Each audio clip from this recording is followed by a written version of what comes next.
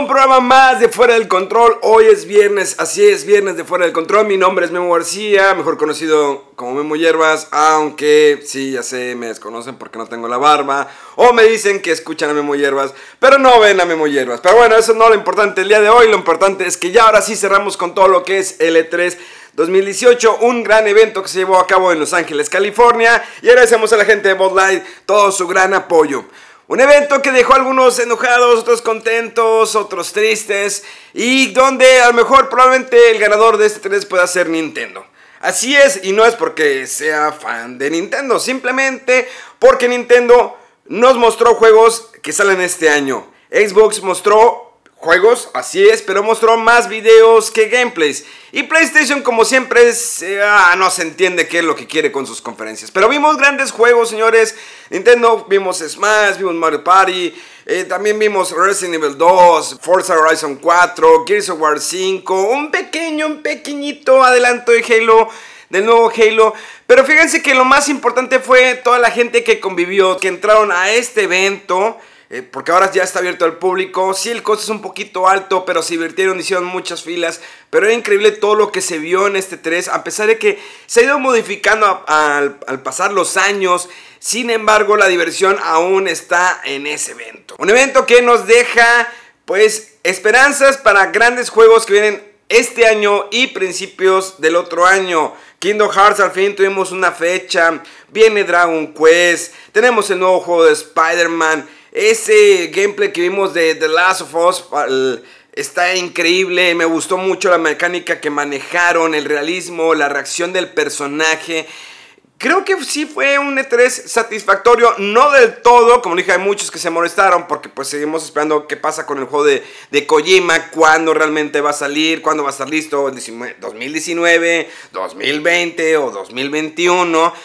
Vimos juegos de deportes, claro que sí, como siempre EA ahora se presenta por su parte. Sin embargo, bueno, pues presentó como siempre su famoso FIFA, su Madden. Pero sí, en lo personal yo creo que la conferencia se la llevó Nintendo. Pónganle abajo aquí en los comentarios cuál es su opinión.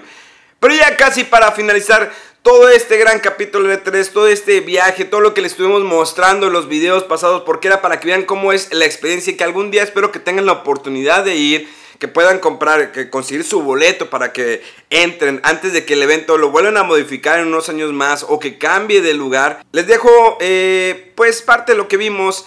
Y les dejo la entrevista que le hicimos al señor Elijah Wood. Así es, Elijah Wood junto con un equipo están lanzando próximamente un juego que se llama Transference. Un juego que principalmente, bueno, al principio va a ser para PlayStation VR y para todo lo que es VR, pero ahora ya lo hicieron no nada más para VR. Entonces es una experiencia diferente, extraña, rara. Resident Evil 7 me dio miedo. Este juego me friqueaba porque no sabía, aparte de que no sabía qué hacer, era como la desesperación que va a suceder más adelante. Un juego no tendrás que disparar, ni correr, ni luchar, sino simplemente ir investigando y tratando de entender qué es lo que sucede a tu alrededor. Pero bueno, aquí les dejo la entrevista y la próxima semana tendremos otra entrevista más y más análisis de juegos que estaremos haciendo a lo mejor entre semanas. Les recuerdo que síganme en mi canal de Twitch, estamos streameando todos los días diferentes juegos. Hoy estamos con el American Truck, estamos la verdad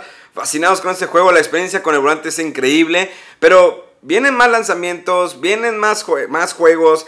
Y vienen nuevos cómics, vienen nuevas películas. La próxima semana también ya va a regresar la última parte de lo que es los especiales de cómics, para que no se lo pierdan.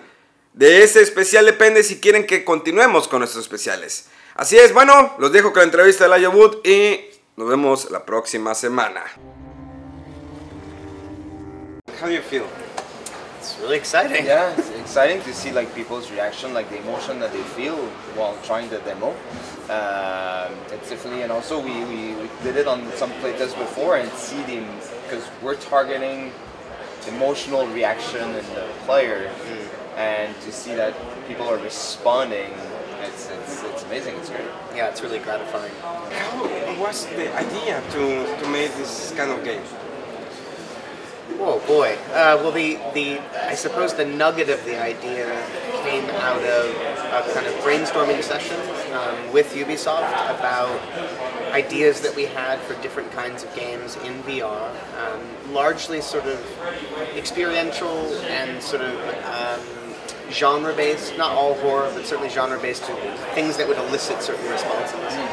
And out of that kind of came this idea of, based on the technology itself, what if you put the headset on in VR and you're transported to a real place? You, as the user, stumble across a real family who's been uploaded, their consciousnesses in a digital space.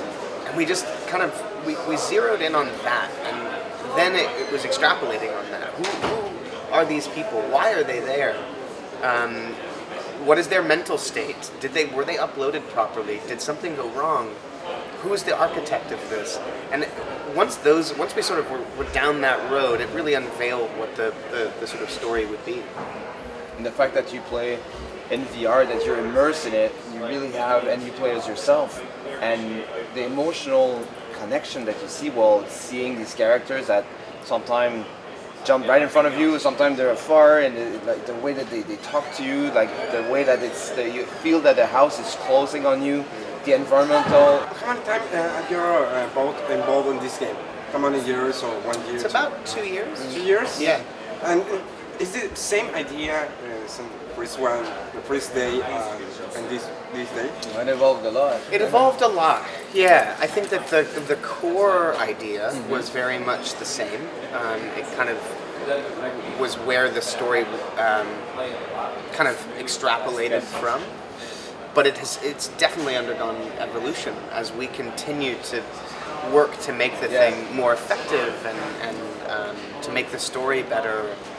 Because we had there was this vision at the beginning that SpectreVision brought up. We had our set of direction where we wanted to go, and but since it's something new and unique that we wanted to create based on merging our own expertise and also our creative brains, I'd say, and the synergy between people, we didn't know exactly where we're going to end up.